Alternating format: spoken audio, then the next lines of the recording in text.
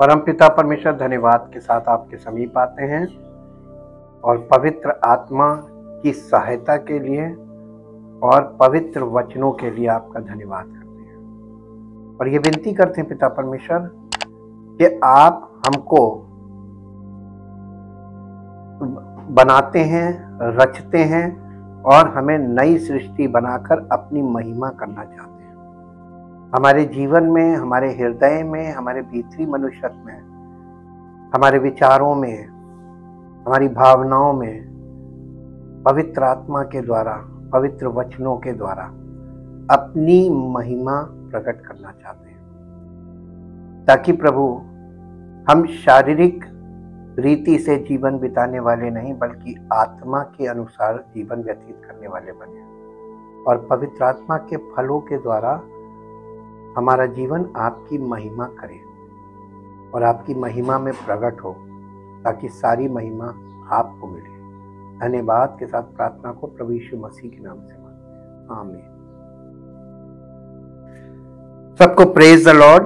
प्रभु की महिमा हो, उसका धन्यवाद हो और वो अनुग्रहकारी है। जिस प्रकार हम लोग दाऊद के तंबू का अध्ययन कर रहे हैं, ये कल का जो अध्ययन है वो थोड़ा बोरिंग लगा होगा, क्योंकि वो हिस्टोरिकल डेटाज आपको दे रहे थे। उसमें हिस्ट्री में क्या क्या, हिस्ट्री कहाँ से चले, कहाँ से कहाँ गैप, ताकि बीच का गैप भी आपको मालूम रहे कि अच्छा ये चीज यहाँ से यहाँ ट्रांजिशन पीरियड रहा कि वाचा के संदूक का जो व्यवस्था की पुस्तक है, 5 किताबें बाइबल की, उसके बाद परमेश्वर के तंबू का, मूसा के तंबू का और परमेश्वर के वाचा के संदूक का आगे कहाँ क्या कैसे वो शिफ्ट लेता है, कैसे इधर से उधर जाता है, किस प्रकार मूसा के तंबू से अलग हटकर वाचा के संदूक का एक और तंबू दाऊद के द्वारा बनाया जाता है और दाऊद का तंबू प्रकट हो जाता है। हमने कल इस चीज को देखा था। आज हम थोड़ा सा इस चीज को फाइन ट्यून करेंगे थोड़ा और, ताकि हमको, जैसा कि कल आपने हेडिंग देखी होगी कि दाऊद का तंबू यीशु मसीह और कलीसिया का चित्रण है। आज हम इस चित्रण को थोड़ा सा और साफ करेंगे, पिक्चर और क्लियर हो, और इसलिए आज के अध्ययन में हम दाऊद के तंबू का इंट्रोडक्शन से थोड़ा शुरू करेंगे। यीशु में प्रत्येक विश्वासी, जो लोग आज कलीसियाओं में हैं, यीशु मसीह को जानते हैं, वो मूसा के तंबू के बारे में तो जानते हैं, लेकिन दाऊद के तंबू के बारे में बहुत कम लोगों को जानकारी है। अगर आप लोगों से चर्चा करेंगे ना, लगभग ना के बराबर लोग जानते ही नहीं कि दाऊद का भी तंबू था। तो जब तंबू ही नहीं मालूम है तो क्यों था और उसका क्या इफेक्ट था, ये सब कुछ नहीं मालूम है। जब मूसा का तंबू जमीन पर था और काम कर रहा था, तभी उसी समय दाऊद ने यरूशलेम में एक तंबू स्थापित किया और लेवियों को वहां पर स्तुति आराधना के का जिम्मेदारी देकर उनको वहां पर नियुक्त कर दिया, जो दिन और रात 24 घंटे वहां पर स्तुति आराधना करते थे, वो बंद नहीं होती थी। तब वो परमेश्वर की उपस्थिति का प्रतिनिधित्व करते हुए वाचा के संदूक को वापस ले आया दाऊद, और उसने लाकर उस संदूक को मूसा के तंबू में ना रख के उसको इस तंबू में रखा जो उसने तैयार किया था, और उसे तब तक आराधना से घिरा रहा जब तक कि वो तंबू जो है दाऊद का तंबू, उस तब तक आराधना, स्तुति और आराधना से घिरा रहा जब तक कि उसका पुत्र सुलेमान परमेश्वर के लिए एक स्थायी स्थान नहीं बना दिया, यानी जब तक मंदिर नहीं बन गया सुलेमान का, तब तक वहीं पर स्तुति आराधना संदूक के सामने होती रही। ये अलग तंबू हो गया, वो अलग तंबू हो गया। ये बाइफर्केशन जो हुआ, ये किया किसने? परमेश्वर ने स्वयं किया। ये कोई ऐसी वो थी नहीं, संयोग नहीं था। राजा दाऊद ने न केवल ईश्वर की प्रसन्नता के साथ उसकी आराधना की स्थापना की, इसके लिए कई उसने भजन और गीत लिखे जो आने वाली सभी पीढ़ियों के लिए एक उदाहरण था, बल्कि एक दिन का वादा किया गया था कि जब दाऊद के तंबू को बहाल किया जाएगा और इसकी पूर्ति होगी। वो दिन कलीसिया के जन्म के साथ शुरू हुआ। पेंतेकुस्त के दिन से वो दाऊद का गिरा तंबू उठाया गया। तो पेंतेकुस्त मूसा के तंबू से कनेक्टेड नहीं है। अब इसको बिल्कुल स्पष्ट देखिए। और यीशु मसीह ने ये क्यों कहा था, अब आपको समझ में आ जाएगा कि शास्त्री फरीसी मूसा की गद्दी पर बैठे और यीशु मसीह की गद्दी दाऊद की गद्दी थी। तो दाऊद की गद्दी से यीशु मसीह ने प्रकट होकर मूसा की गद्दी वालों को वार्न किया और उन्होंने कहा कि श्रापित है वो अगुए जो इस विधि को लेकर खड़े हैं, जिसे बाप दादे पूरी नहीं कर पाए, वहां पीछे ले गया। 40 सालों में वो सब जंगल में मर के ढेर गए, कोई नहीं पूरी कर पाया। उसे किसने किया? यीशु मसीह ने किया। तो उसने यही तो बोला कि वो नहीं पूरी कर पाए, वही विधियों को तुम उन पे डाल रहे। आज कलीसियाओं में क्या चल रहा है? सेम चीज है। विधियों को लेकर खड़े हुए हैं, प्रभु की उपस्थिति गायब है। इसी को हम लोग इसमें इतना साफ साफ बाइबल दिखाती है कि कैसे परमेश्वर ने अलग अलग किया। और इसकी पूर्ति जो है वो पेंतेकोस्त के दिन, जो नए नियम में पेंतेकोस्त का दिन आपको मिलता है प्रेरितों के काम में, वहां पर इसकी पूर्ति हो गई और वहां से ये शुरू हो गया। वो दिन कलीसिया के जन्म के साथ शुरू हुआ और आज भी इसकी बड़ी पूर्ति हो रही है। दाऊद के तंबू, आज हम जो ये अध्ययन कर रहे हैं दाऊद के तंबू में, दाऊद का तंबू आज की कलीसिया के लिए एक इसके महत्व का अध्ययन करना है कि दाऊद के तंबू का क्या महत्व है कलीसिया में, इसका हम अध्ययन कर रहे हैं एक्चुअल में, ताकि कलीसिया की फाउंडेशन हमको मिल जाए। हम उस फाउंडेशन पे, आधार पे आधारित हों कि हम प्रभु की उपस्थिति में आते हैं, किसी के घर में नहीं आते और किसी बिल्डिंग में नहीं जाते, क्योंकि प्रभु बिल्डिंग में नहीं, उसने ये जो दाऊद का तंबू था, ये परमेश्वर ने कहा था दाऊद ने मेरे लिए घर बनाया परमेश्वर। और आप जाके नए नियम में देखिए टैली करके, यीशु मसीह हमेशा घर में सेवा करता था, कभी किसी बिल्डिंग में नहीं गया, कभी किसी बिल्डिंग में नहीं गया, वो हमेशा घर में जाता था। और उसने जो घर खुद किराए पे लिया था अकेले रहने के लिए सेवकाई के कारण, उस घर में भीड़ लगी रहती थी। जब वो पैरालिसिस वाला व्यक्ति जो झोले के मारे को जब छत खोलकर उसमें उतारा गया था, वो यीशु मसीह का किराए का घर था, उसमें वो किराए पे रहता था और वहां पर भीड़ लगी रहती थी। ये हम लोगों को यानी अध्ययन से पता चलता है कि क्या चीज कैसे हुई है और क्या चीज का क्या महत्व है। जब पुराना नियम दाऊद के तंबू के बारे में बात करता है तो इसके दो अलग अलग अर्थ हो सकते हैं। ये या तो दाऊद के राज्य और उसके सिंहासन का प्रतिनिधित्व करता है, या परमेश्वर के सिंहासन, वाचा के संदूक और दाऊद के द्वारा जो आराधना का नियम बनाया गया था, स्तुति आराधना स्तुति आराधना के द्वारा परमेश्वर की आराधना की जाती थी, उसको दर्शाता है। और इसलिए जो दो तंबू हो गए थे, एक मूसा का तंबू और एक दाऊद का तंबू, दोनों की आराधना विधि अलग अलग हुआ करती थी। मूसा के तंबू में बलिदान की व्यवस्था थी, बलिदान विधि काम करती थी, लेकिन दाऊद के तंबू में स्तुति आराधना की विधि काम करती थी। ये आज कलीसिया में कौन सी विधि है, इसको ध्यान रखिएगा। कलीसिया में कोई बलिदान नहीं, क्योंकि सर्वोच्च बलिदान प्रभु यीशु मसीह, हमारा फसह का मेमना प्रभु यीशु मसीह है। हम उसके आधार पर मगन होते हैं, आनंदित होते हैं और स्तुति और आराधना करते हैं। परमेश्वर की उपस्थिति हमारे बीच में है यीशु मसीह के द्वारा। मसीह और कलीसिया मिलकर मेलिकिसेदक के आदेश के बाद शाही याजक यानी राजा और याजक का गठन करते हैं। ये उस चीज को एक साथ लाता है जो दाऊद से संबंधित थी, और दाऊद के तंबू पर उसके राज्य यानी किंगशिप और उसकी याजक महायाजक का जो वो था के आदेश से संबंधित प्रकाशन था, जिसे उसने सयोन में संदूक के लिए तंबू में स्थापित किया था। सयोन एक राजा और याजक शहर है। सयोन के शहर मालूम किसका है?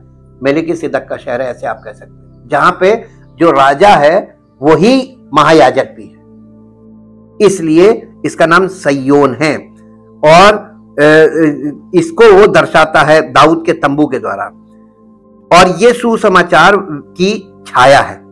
इस युग में यहूदी और अन्य जाति एक होकर राजा और याजकों के रूप में दाऊद के तंबू में आते और प्रभु की आराधना करते हैं। यह है कलीसिया।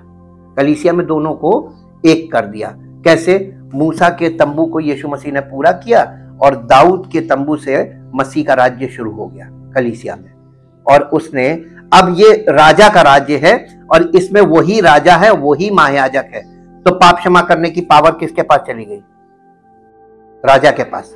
वो राजा कौन है जिसके पास पाप क्षमा करने की सामर्थ है? प्रभु यीशु मसीह। अब आप थोड़ा सा कानून में जाकर देखिए, जब आप न्यायालय में आपको माफी नहीं मिलती और आप दोषी करार कर दिए जाते, आपकी जो सुप्रीम कोर्ट तक आप चले गए और आपको मृत्यु दंड वैसे का वैसे ही बना रहा, वहां से आपको राहत नहीं मिली, तो मृत्यु दंड तो आपको मिलना ही मिलना। आपके पास केवल एक ऑप्शन बचता है। अगर आप हमारा राष्ट्रपति, उसके पास एक अर्जी जाती है लास्ट, वो अगर दया कर दे तो माफी मिल सकती है।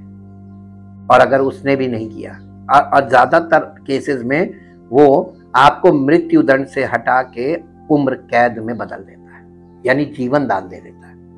वैसे ही प्रभु यीशु मसीह हमारा करता है, हमको जीवन दान दे देता है ताकि जाओ अब तुम जिंदगी को बदल लो, अपनी तरीका बदल लो, विचार बदल लो, और अब मेरी उपस्थिति में आकर आओगे तो मैं तुम्हारा भीतरी मनुष्यत्व नया कर दूंगा।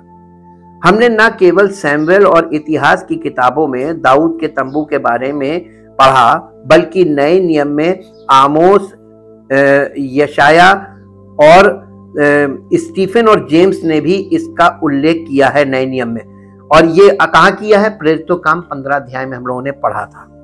इसलिए हमारे पास अलग अलग हिब्रू और ग्रीक शब्द हैं जिनका अनुवाद टैबरनेकल किया जाता है। अब थोड़ा सा यहाँ पे ध्यान दीजिए, अभी तक आपको टैबरनेकल का मतलब बताया गया था तंबू या अस्थाई निवास, लेकिन आज हम टैबरनेकल की 3 मीनिंग आपको बताएंगे, क्योंकि अब 2 टैबरनेकल हो गए।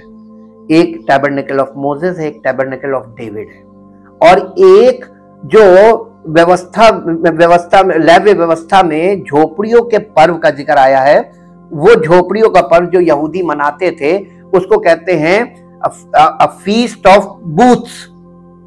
झोपड़ियां बनाते थे, छोटी छोटी झोपड़ियां, तो वो भी टैबरनेकल ही कहलाती थी। तो टैबरनेकल के 3 मीनिंग है बाइबल में। 3 प्रकार से टैबरनेकल वर्ड यूज किया गया है इंग्लिश में, जिसका हिब्रू में अलग अलग मीनिंग है। सबसे पहला है मिस्कन। मिस्कन हमने आपको कल भी बताया था, मूसा के तंबू को कहते थे मिस्कन। मिस्कन का मतलब होता है, mishkan means tabernacle, it came after the sin of the golden calf. ये वो तंबू था जो इजरायली लोगों ने जंगल में, जब मूसा परमेश्वर के पास पर्वत पर था, 10 आज्ञाओं की पटियाएं जो पत्थर पर परमेश्वर लिखी थी, उन्हें लेने के लिए उसने बुलाया था, तब ये लोगों ने सोने का बछड़ा बनाकर उसके सामने नाच गा रहे थे। तब परमेश्वर ने मूसा को कहा कि नीचे लोग बिगड़ गए और वो मूर्ति पूजा कर रहे हैं। तब वो वहां से वो 10 आज्ञाओं की पटियाएं लेकर जब लौट रहा था, तो उसने दूर से देखा और गुस्से में दोनों पटियाओं को पटक के तोड़ दिया।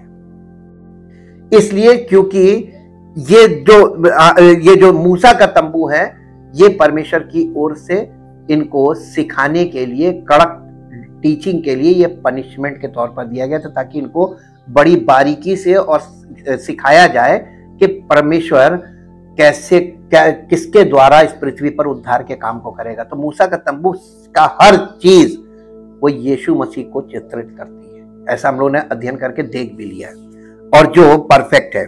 फिर दूसरा जो दाऊद का तंबू है, इसको बोला गया हिब्रू में ओहेल। ओहेल का मतलब भी इंग्लिश में टैबरनेकल ही है, लेकिन ओहेल शब्द जो है हिब्रू में, ये प्लूरल है। टैबरनेकल इसका मतलब, या हाउस इसका मतलब घर भी है।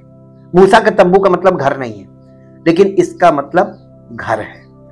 और ये जो है मनुष्यों की परमेश्वर की उपस्थिति में मनुष्यों का उपस्थित होना परमेश्वर के साथ एक जगह, यानी fellowship with the presence of God. इसका ये दाऊद का तंबू इस बात का प्रतीक बन गया और ये कलीसिया को दिखाता है। तीसरा है सुक्का, यानी परमेश्वर की महिमा के साथ फेलोशिप करना। ये ओहेल का मतलब है। वो आर्क ऑफ द कॉवेनेंट जो था, वहीं तो परमेश्वर की उपस्थिति के कारण उसकी महिमा दिखती थी। वो लोग जब दाऊद के तंबू में वो आया तो लोग परमेश्वर की महिमा में सहभागिता करते थे। कलीसिया में अगर परमेश्वर की उपस्थिति में आप सहभागिता करते हैं तो आपके जीवन से परमेश्वर की महिमा क्यों नहीं प्रकट हो रही? होनी चाहिए। आधार सही होगा और आपका जीवन और आपको परमेश्वर के वचन में बिल्कुल सही चीज मालूम होगी, उसी नजरिए से आप परमेश्वर की उपस्थिति में आएंगे तभी होगा। अब तीसरा आता है सुक्खा, टैबरनेकल। इसका मतलब भी इंग्लिश में टैबरनेकल है। ये झोपड़ियों के पर्व के बारे में जहां लिखा हुआ वहां पर इसका वर्णन आता है। ये हिब्रू वर्ड है सुक्का। सुक्का का मतलब होता है मनुष्य को चेतावनी के रूप में ये कार्य करता है कि वो समृद्धि के कारण अति आत्मविश्वासी ना बने। जंगल में पूर्वजों की तरह जो सुक्खा में रहते थे, किसी का जीवित रहना सर्वशक्तिमान की कृपा पर निर्भर है, इसे स्मरण कराता है। झोपड़ियों का पर्व एक बार होता साल में यहूदियों का। क्यों होता है? सिर्फ इस बात को रिमाइंड कराने के लिए कि जंगल में जो परमेश्वर वो मूसा के तंबू के चारों ओर ये रहते थे, तो ये अपना अपना टेंट में रहते थे जो टेम्पररी निवास था, तो इनके टेंट को सुक्खा बोला जाता था। और सुक्खा का मतलब होता है कि इतने आत्मविश्वासी कभी ना होना कि हम सब कुछ कर लेंगे और हम अपनी सामर्थ्य से, अपनी बुद्धि से, अपनी शक्ति से, बल्कि तुमको ये याद रखना है कि जंगल में तुम पूरी तरीके से परमेश्वर पर निर्भर थे। अपने जीवन में तुम पूरी तरीके से परमेश्वर पर निर्भर रहना, इसको रिमाइंड कराने के लिए ये पर्व था। और कितनी गहराई मिलती है जब हम किसी चीज को एक सिरे से समझना शुरू करते हैं। और यहाँ पर ये तीन वर्ड्स आते हैं। तो यहाँ पर जो दाऊद के तंबू के लिए जो हिब्रू वर्ड यूज किया गया वो ओहेल है। ओहेल का जो मतलब है वो है घर। परमेश्वर ने बोला भी था कि दाऊद ने मेरे लिए घर बनाया। दूसरा सैमुएल उसका 6 अध्याय उसका 17 पद निकालिए।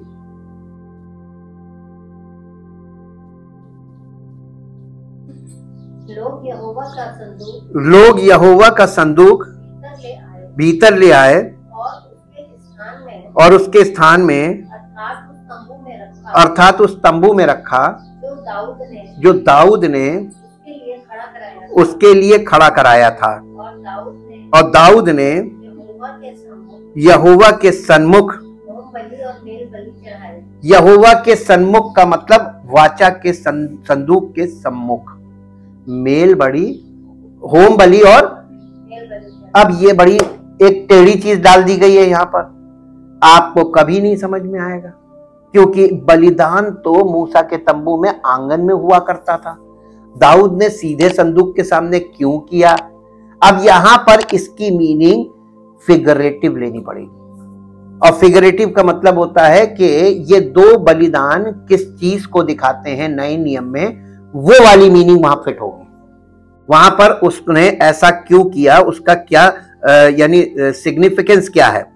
जहां दाऊद का ओहेल यानी परमेश्वर का घर, परमेश्वर का निवास स्थान, परमेश्वर का घर था, उसको दाऊद के तंबू को ओहेल बोला गया। मिशकन का उपयोग प्राकृतिक और धार्मिक उद्देश्यों, पुरुषों, जानवरों या परमेश्वर के लिए भी किया जाता है। हालांकि इसका प्रमुख उपयोग प्रभु के तंबू का है, विशेष रूप से वो जिसे मूसा ने बनाया था। ऐसे कई उदाहरण हैं जहां दोनों हिब्रू शब्दों का उपयोग किया जाता है। एक उदाहरण हमको ये मिलेगा जहां पे दोनों आते हैं, ओहेल और मिशकन, ये दोनों वर्ड एक पद में आएंगे। वो आपको मिलेगा दूसरा सैमुएल 7 अध्याय उसका 6 पद। जिस दिन से मैं इजराइलियों को मिस्र से निकाल लाया, उस दिन से आज के दिन तक मैं कभी, देखिए परमेश्वर यहां पे जब कह रहा मैं कभी घर में नहीं रहा, जिसका मतलब ओहेल में नहीं रहा, है ना, और कभी घर में नहीं रहा, तंबू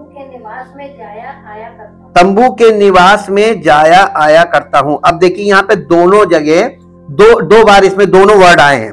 इसमें लिखा हुआ है कि मैं एक तंबू में घूम रहा हूं, यानी ओहेल, मैं तंबू में घूम रहा हूं, ओहेल, और यहां तक कि एक तंबू यानी मिशकन में भी मैं हूं। तो यानी मूसा के तंबू में और दाऊद के तंबू में, वहां पे मैं हूं लेकिन यहां मैं घूम रहा हूं। प्रेजेंस कहां पे है?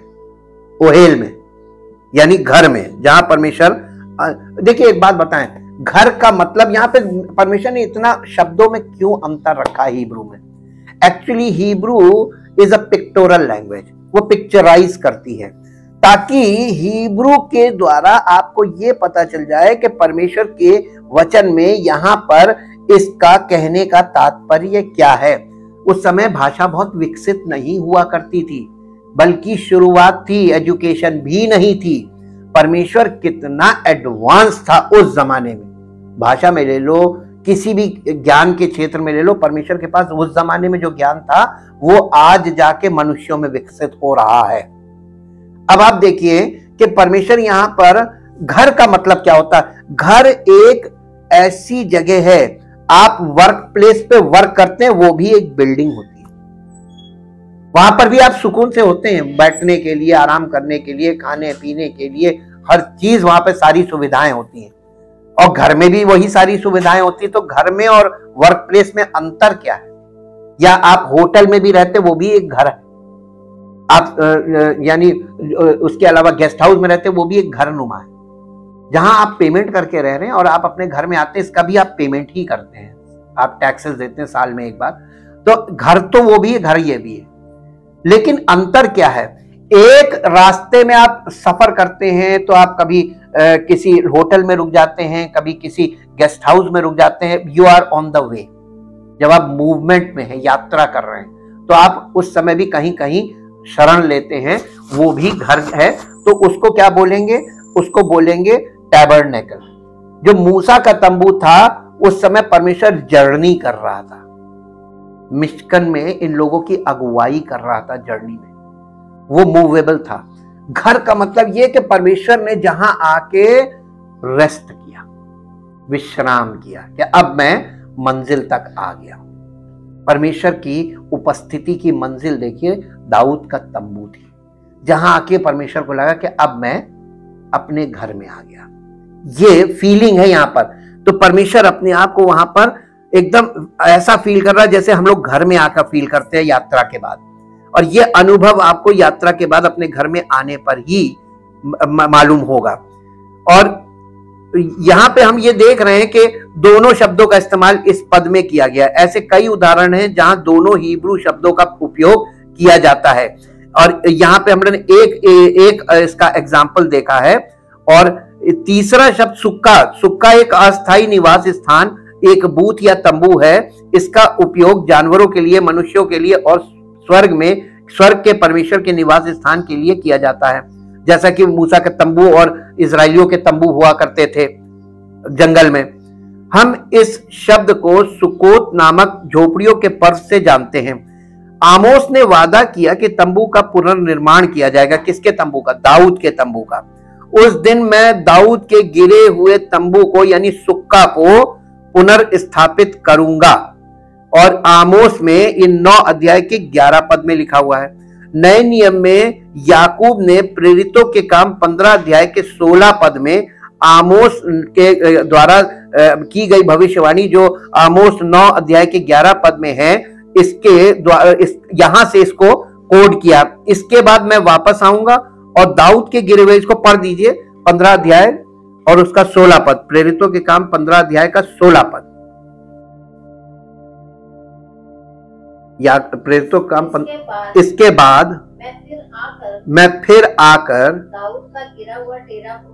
दाऊद का गिरा हुआ डेरा, यहां पर डेरा वर्ड यूज किया गया है। डेरा फिर उठाऊंगा और उसके खंडहरों को फिर बनाऊंगा और उसके खंडहरों को फिर बनाऊंगा और उसे खड़ा करूंगा इसलिए कि शेष मनुष्य अर्थात सब अन्य जाति जो मेरे नाम के कहलाते हैं प्रभु को ढूंढे। आप बताइए आज अन्य जाति प्रभु को कहां ढूंढेगी? प्रभु उपस्थित, उसकी उपस्थिति आप कहां प्राप्त करेंगे? प्रभु को ढूंढना मतलब उसकी उपस्थिति को ढूंढना। आपके पास जीवन में समस्याएं हैं जो केवल परमेश्वर ही सॉल्व कर सकता है। आपके पास जीवन में सवाल हैं जो केवल परमेश्वर ही आपको जवाब दे सकता है। तो आपको परमेश्वर को ढूंढना तो पड़ेगा। दुनिया में जितने लोग परेशान हैं वो एक ऐसी जगह ढूंढ रहे हैं जहां पर उनकी जिंदगियों के सब सवालों का जवाब मिल जाए, उनकी जिंदगियों की सब समस्याओं का समाधान मिल जाए और उनके मनों में जो परेशानियां हैं और उलझने हैं उसमें उनको शांति मिल जाए। कहां मिलेगी? परमेश्वर को इस युग के लोगों की सबसे पहली और आवश्यक नीड या आवश्यकता मालूम थी कि लोग ढूंढेंगे। तो परमेश्वर ने पहले से प्रयोजन करके रखा था कलीसिया का। कलीसिया ही वो स्थान है जहां पर आपको जिंदगी के सब सवालों का जवाब मिलेगा। वो कलीसिया ही वो स्थान है जहां जीवन की सब समस्याओं का हल किया जाएगा और कलीसिया ही वो स्थान है जहां पर आपको शांति और आनंद प्राप्त होगा। ये यहां से हम लोगों को पता चलता है कि इस भविष्यवाणी में ये बात कही जा रही थी और इसलिए यहां पे हम लोगों ने देखा कि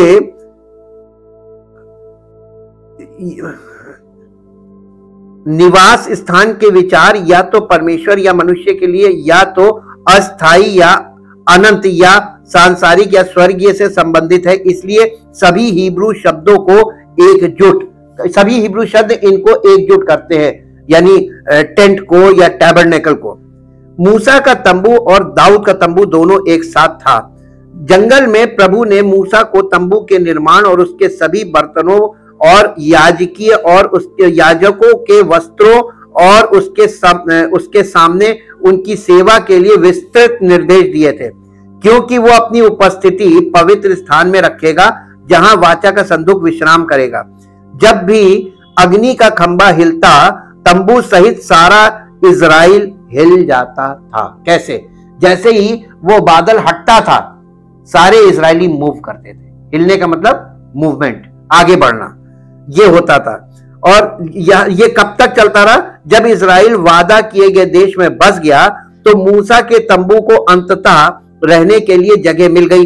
इसे गिबोन में खड़ा किया गया और व्यवस्था द्वारा निर्धारित बलिदान वहां जारी रहे। अब आपको एक चीज यहां पर जो छूट गई है वो फिर हम पीछे जाते हैं कि यहां पर दाऊद ने क्या किया था। दाऊद ने परमेश्वर के लिए वाचा के संदूक के सामने होम बलि और मेल बलि चढ़ाए। अब इसको हम थोड़ा सा आपको बता दें, जो बर्न्ट ऑफरिंग है, जिसे होम बलि हिंदी में कहते हैं, burnt offering means God glorified, परमेश्वर की महिमा प्रकट होना, उसकी महिमा प्रकट करना, ग्लोरीफाई गॉड थ्रू सैक्रिफाइस। तो होम बलि इसका चिन्ह है, ये केवल जानवर की बलि नहीं थी। और इसके बाद है पीस ऑफरिंग, यानी मेल बलि जिसे बोलते हैं। इसका मतलब होता है परमेश्वर की महिमा में फेलोशिप करना, इसको कहते हैं पीस ऑफरिंग। प्रभु यीशु मसीह के बलिदान के बाद से वो सिद्ध बलिदान हुआ, होम बलि कर दिया उसने अपने आप को, जिसके कारण परमेश्वर की महिमा हुई। और आज हम लोग कलीसिया में परमेश्वर की महिमा का कारण है, क्योंकि प्रभु यीशु मसीह के बलिदान से हम परमेश्वर की उपस्थिति में आ गए। This is the glory of God. उसके बाद पीस ऑफरिंग का मतलब है, मेल बलि का मतलब है कि परमेश्वर की महिमा में पार्टेक करना, सहभागी होना। हम परमेश्वर की महिमा में कलीसिया में सहभागी हो रहे हैं कि नहीं हो रहे हैं। ये दो बलिदान इन दो चीजों को दिखाते थे। और यहां पे दाऊद ने ये दोनों चीजों को, ये दो बलिदानों के द्वारा ये प्रकट किया कि कलीसिया का उद्देश्य ये है परमेश्वर की उपस्थिति में। This is the foundation of the church in the old testament. ये प्रकटीकरण था और जो दाऊद के द्वारा हमको देखने को मिलता है। और सैमुएल में हमने वाचा के संदूक पर कब्जा करने के बारे में पढ़ा, जो स्वयं ईश्वर की उपस्थिति का प्रतिनिधित्व करता था, क्योंकि इसे अभिमान पूर्वक युद्ध में ले जाया गया था। जो वाचा का संदूक छीना क्यों गया था? ये युद्ध के मैदान में ले कौन गया था और किस नियत से ले गया था? घमंड के साथ लेके गए थे कि हम संदूक ले आएंगे, हमारा परमेश्वर उनको, हमारी दुश्मन सेना को नष्ट कर देगा। और क्या हुआ? घमंड का नतीजा, जब कोई व्यक्ति परमेश्वर की उपस्थिति में, कलीसिया में घमंड के साथ खड़ा होगा, परमेश्वर को घमंड बर्दाश्त नहीं है। पुराने नियम से हमको सीखने को मिलता है कि घमंड का नतीजा क्या हुआ था। वो वाचा का संदूक उनसे छिन गया था, क्योंकि इसे अभिमान पूर्वक युद्ध में ले जाया गया था। संदूक पर फिर कभी मूसा के तंबू में अपने स्थान पर वापस नहीं आएगा। वहां से जब गया है तो वो वापस वहां पे नहीं आया। और यहां पे हमने देखा कि वो चीज वाकई में वापस वहां पर नहीं गया। हालांकि याजकीय सेवा और बलिदान अपरिवर्तित रहे, वहां पर चलते रहे मूसा के तंबू में। ये बाकी विधियां चलती नहीं, लेकिन उपस्थिति चली गई। राजा दाऊद, जो परमेश्वर के हृदय से उपासक थे, उसने संदूक को इजराइल में वापस लाने की इच्छा की, जिससे परमेश्वर के सम्मान और उपस्थिति को उसके उचित स्थान पर बहाल किया जा सके। दाऊद का निवास यरूशलेम में था और वो यरूशलेम को दुनिया का आराधना का केंद्र बनाना चाहता था कि सब लोग परमेश्वर पर केंद्रित हो जाए, पूरी दुनिया के लोग। ये उसकी इच्छा बहुत अच्छी थी, ये परमेश्वर की इच्छा थी। परमेश्वर भी यही इच्छा करता था, वही इच्छा दाऊद की थी। और इसलिए उसने यरूशलेम में संदूक लाने के लिए एक तंबू स्थापित किया, उस भवन की तैयारी के लिए जो वो यहोवा के लिए बनाएगा। परंतु परमेश्वर ने उसे ऐसा करने नहीं दिया, इसलिए उसके पुत्र सुलेमान ने ऐसा किया ताकि वो सदैव वास करे। तंबू बस एक तंबू था जो यरूशलेम में सयोन पर्वत पर खड़ा किया गया था। ये सुलेमान के मंदिर के निर्माण तक वही था। जहां तक संरचना का सवाल है, निश्चित रूप से इसकी तुलना मूसा के तंबू या तंबू और उसके 3 स्थानों से नहीं की जा सकती। ये तथ्य कि डेविड का तंबू महज एक तंबू था, इस सच्चाई की पुष्टि करता है कि इसका निर्माण अस्थायी और संक्रमणकालीन था। ये एक संरचना के रूप में अंतिम नहीं था। जो कुछ इसमें स्थापित किया गया था उसे मंदिर व्यवस्था में शामिल किया गया था। दाऊद के तंबू और सुलेमान के मंदिर का जो प्रकाशन दोनों राजा दाऊद को दिया गया था।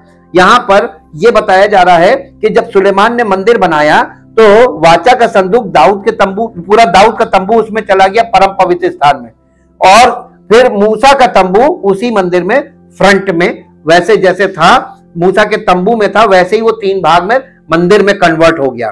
तो सारी चीजें वहां पर इस प्रकार से पूरी हुई। और ये चीज हम देखते हैं कि प्रभु यीशु मसीह ने मूसा की व्यवस्था को पूरा करके और अपने यानी मसीह के द्वारा परमेश्वर के राज्य का आरंभ हुआ, और वहां पर उसके द्वारा परमेश्वर की उपस्थिति कलीसिया के द्वारा अन्य जातियों में काम करने लगी। और यहाँ पर यह बात स्पष्ट हो जाती है, दाऊद अपने हितों से अधिक परमेश्वर से प्रेम करता था और उसने उसे अपने घर के लिए एक ब्लूप्रिंट देकर और उसे अपना दिल और आराधना की इच्छा दिखाकर उसका सम्मान किया। इतिहास में हम दाऊद द्वारा संदूक को नए तंबू में लाने के बारे में पढ़ते हैं। लेवियों ने तैयारी में अपने आप को शुद्ध कर लिया था, जबकि बलिदान दाऊद के तंबू का हिस्सा नहीं थे। 7 बैल और 7 मेढ़े प्रभु के लिए बलिदान किए गए थे, क्योंकि संदूक ओबेद-एदोम के घर से हटा दिया गया था। जब संदूक को मिलाप वाले तंबू में लाया गया तो दाऊद ने परमेश्वर के नए विश्राम स्थान को समर्पित करने के लिए होम बलि और मेल बलि ये दोनों चढ़ाए थे। यानी परमेश्वर के संदूक को स्थापित करने के लिए उसने ये 2 बलियां चढ़ाई थी, जिसके विषय में हमने बताया था।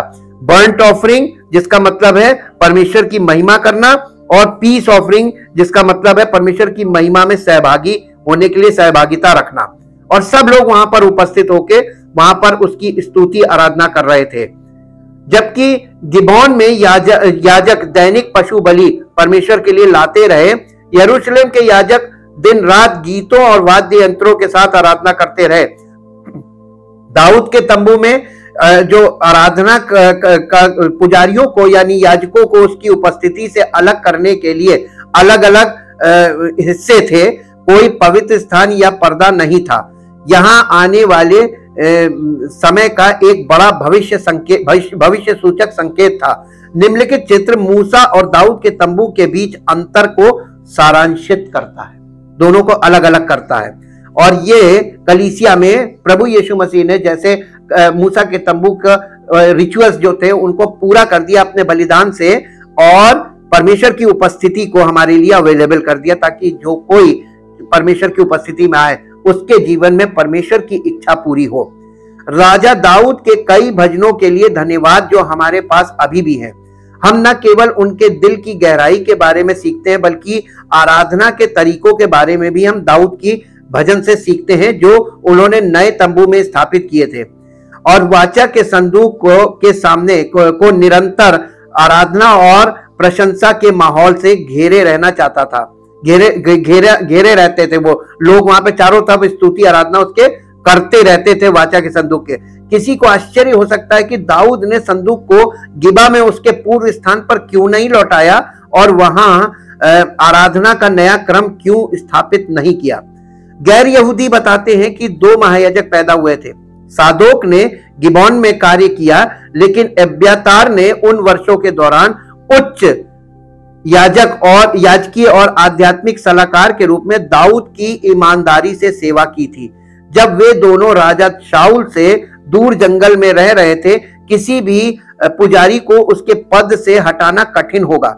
इसलिए 2 केंद्रों को बनाए रखने से दोनों व्यक्तियों को समान रूप से बनाए रखा जाएगा।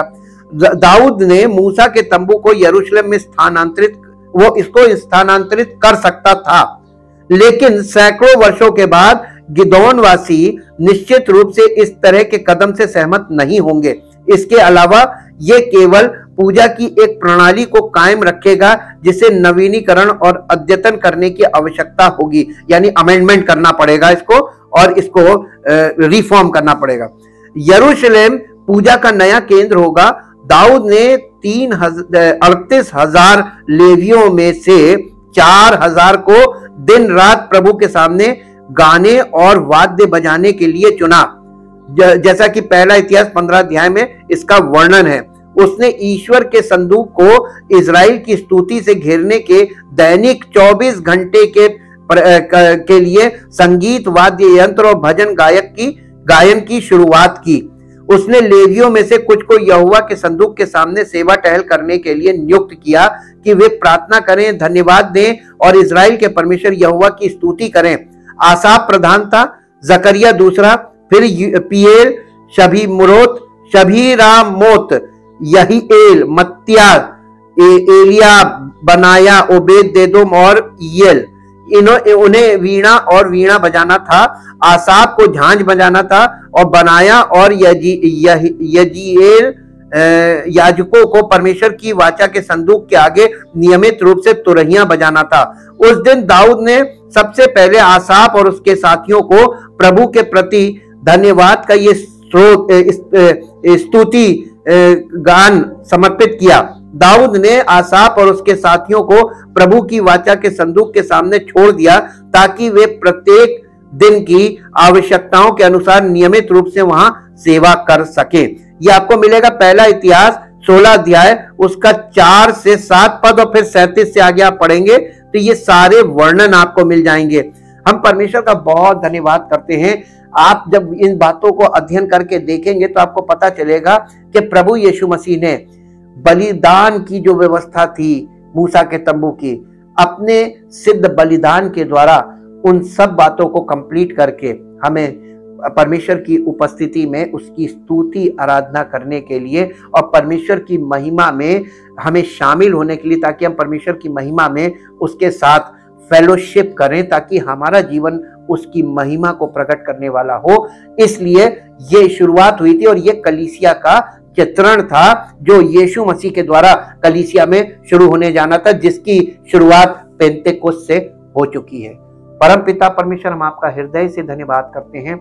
आपके पवित्र नाम के लिए, आपके प्रेम और अनुग्रह के लिए, और सब बातों को, जिन जिन बातों को प्रभु आपने हमें सिखाने के लिए पुराने नियम में छिपा के रखा है, आपने पवित्र आत्मा सहायक के रूप में दिया, ताकि पवित्र आत्मा के द्वारा हम उन बातों से क्या क्या चीजें सीख सकते हैं और किस प्रकार हम आधार को अपने जीवन में, मसीही जीवन के आधार को देख सकते हैं कि किस प्रकार यीशु मसीह हमारे जीवन का आधार है और हम कुछ नहीं करते, उसने हमारे लिए सब कुछ किया है। आज भी वही हमारे जीवन में सब कुछ करेगा यदि हम कलीसिया में परमेश्वर की उपस्थिति में उपस्थित होंगे, ताकि हम सबका जीवन उस महिमा को प्रकट करे जो परमेश्वर की उपस्थिति में आने से हमारे जीवन से प्रकट होती है। सारी महिमा आपको मिले। इस प्रार्थना को प्रभु यीशु मसीह के नाम से मांगते हैं, आमीन।